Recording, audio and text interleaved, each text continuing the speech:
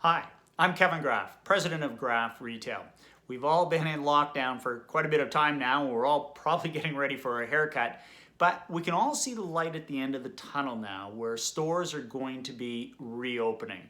So let's share with you 5 things that you can do now, even before your store gets open, to begin the process of onboarding your staff. So when you do get open, everybody's coming at it from the best place possible. So the first point, if you haven't already, reach out, connect with your team. Now, I'm not looking you to reach out and talk to them about business and what your plans are. Do this from a human perspective.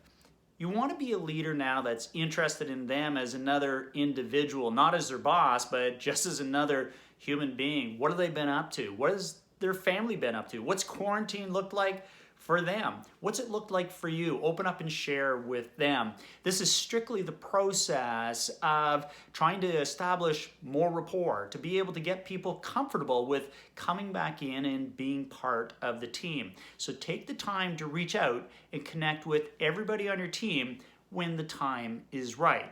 Secondly, you have to begin to acknowledge their fear, their uncertainty. Think about it. What fears might they have about coming back to work?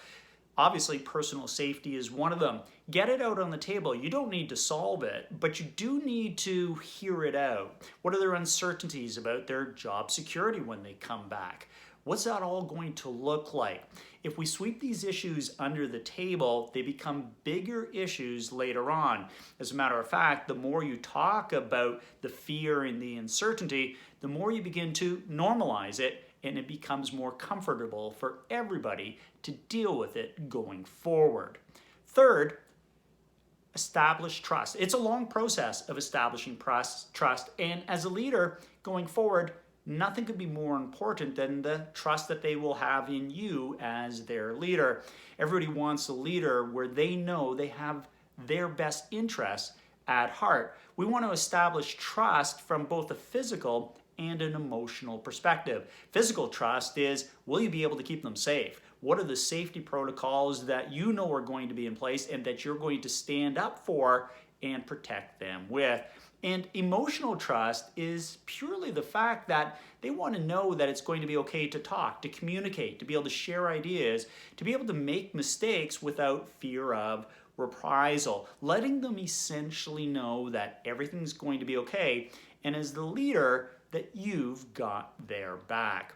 Fourth on our list, what can you learn now? What can we inspire them to do now to learn more of so that when we come back to work, we're all operating at a much higher level? And this will vary from organization to organization in terms of what you can do, but just think about it. If everybody could come back to your store knowing more about the products that you sell, higher sales skills, better service skills, better technical skills, how much better would your store be able to perform, and how much more comfortable and confident would they be?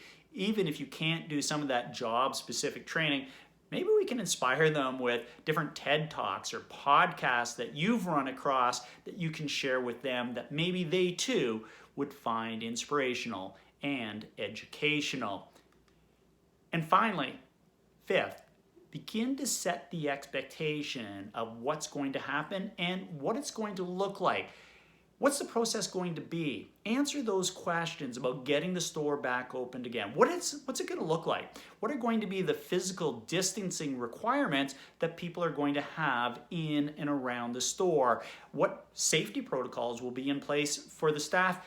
And what are you going to do when you have customers that don't respect those safety protocols? When you start to set those expectations in place, they start to develop the right frame of mind for coming back in the store. And not to give away what we're going to talk about in the next video, but also get the point across to them that one of the things we're going to be looking to do is to raise the bar, to be able to operate the store at a much higher level than we've ever operated at before. Look, those are 5 things that you can do right now to begin the process of onboarding your staff even before your store gets open. It won't be long before we're all back at work. Now's the time for you to get at it. We'll look forward to seeing you in the next video where we talk about things that you can do to onboard your staff once the store gets open.